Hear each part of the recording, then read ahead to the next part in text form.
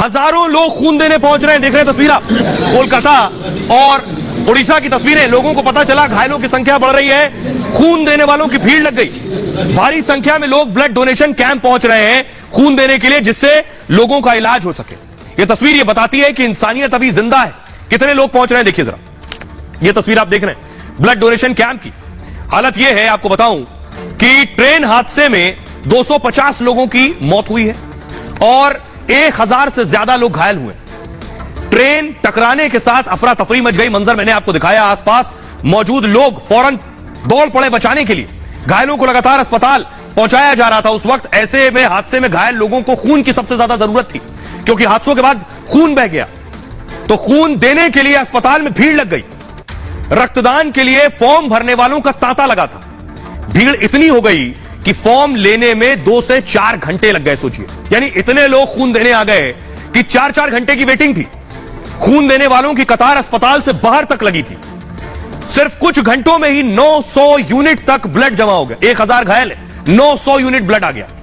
सुबह तक 500 युवाओं ने अस्पताल में रक्तदान कर दिया था। 2000 से ज्यादा लोगों ने रक्तदान के लिए रजिस्ट्रेशन कराया। अभी भी लोग रक्तदान करने के लिए पहुंच रहे हैं। ये तस्वीरें बताती हैं कि लोगों में यह जज्बा है जो वो फौरन पहुंचे। अब जरा सुनिए लोगों को जो ब्लड डोनेशन कैंप पहुंचे, डॉक्टर्स क्या कह रहे हैं।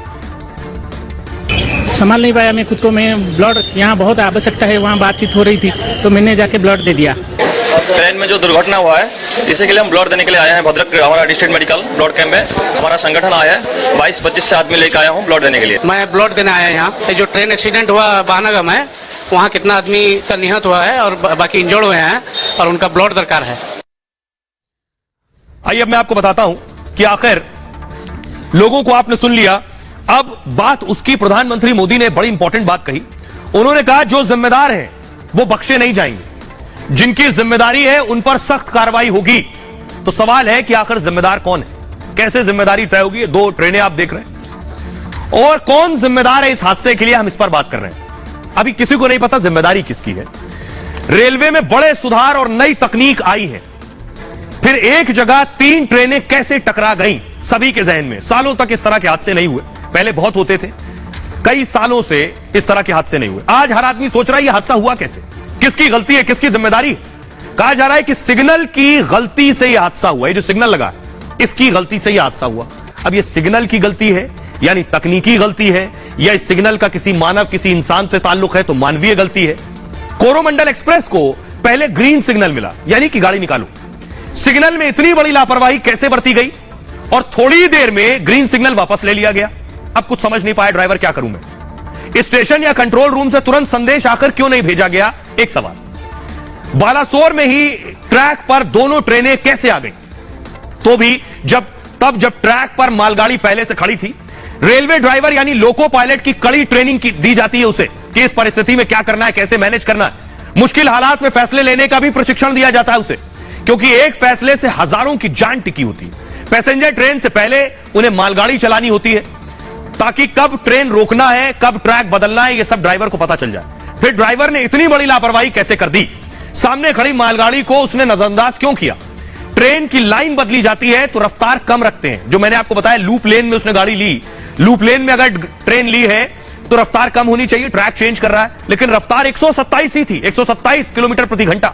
लेकिन कोरोमंडल की रफ्तार कम नहीं की गई, इसलिए सभी के जहन में सवाल हो रहा है। प्रधानमंत्री नरेंद्र मोदी ने आज बहुत सख्त लहजे में कहा है, पीएम मोदी ने कहा कि जो जिम्मेदार हैं उन्हें बख्शा नहीं जाएगा, उनके खिलाफ सख्त से सख्त कार्रवाई की जाएगी। सुनिए जरा पीएम मोदी। सरकार के लिए यह घटना अत्यंत गंभीर है। हर प्रकार की जांच के निर्देश दिए गए हैं और जो भी दोषी पाया जाएगा उसको सख्त से सख्त सजा हो, उसे बख्शा नहीं जाएगा। प्रधानमंत्री मोदी को आपने सुन लिया। अब मैं आपको बताने जा रहा हूं, पीएम ने कह दिया जो जिम्मेदार है वो बख्शा नहीं जाएगा। इसके लिए बाकायदा एक कमेटी गठित की गई। देखिए जरा कमेटी में कौन है, कमेटी किस तरह से एक्शन लेगी। देख रहे हैं प्रधानमंत्री ने हाई लेवल मीटिंग ली थी।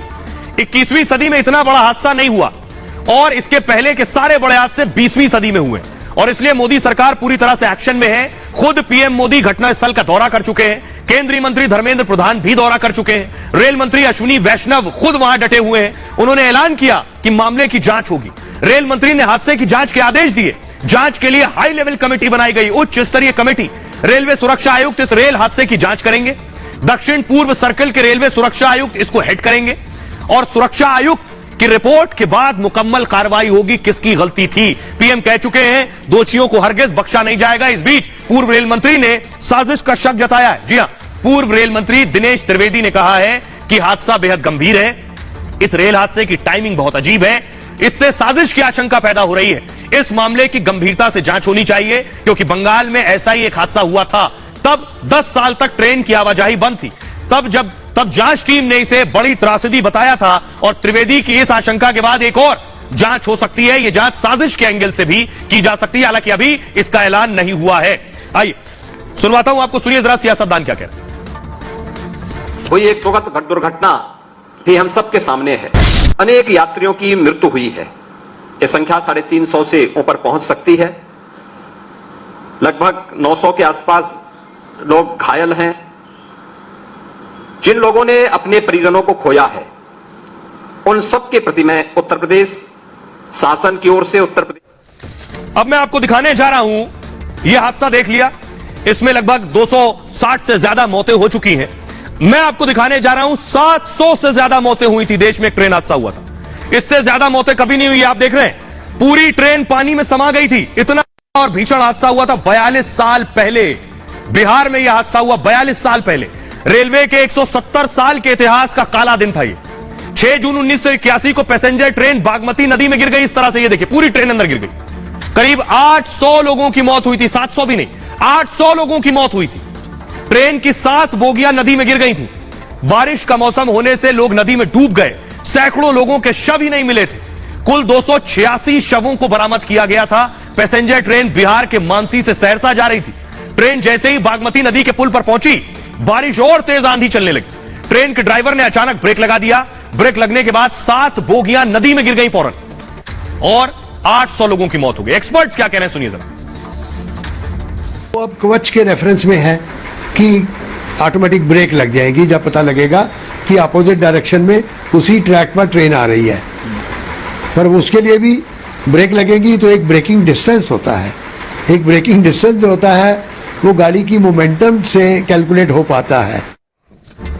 तो एक्सपर्ट को आपने सुना, लेकिन अब जरूरत यह है वो उपकरण कवच पूरे देश में ट्रेनों में और इस सिस्टम को लगाने की जिससे दोबारा इस तरह का हादसा ना हो।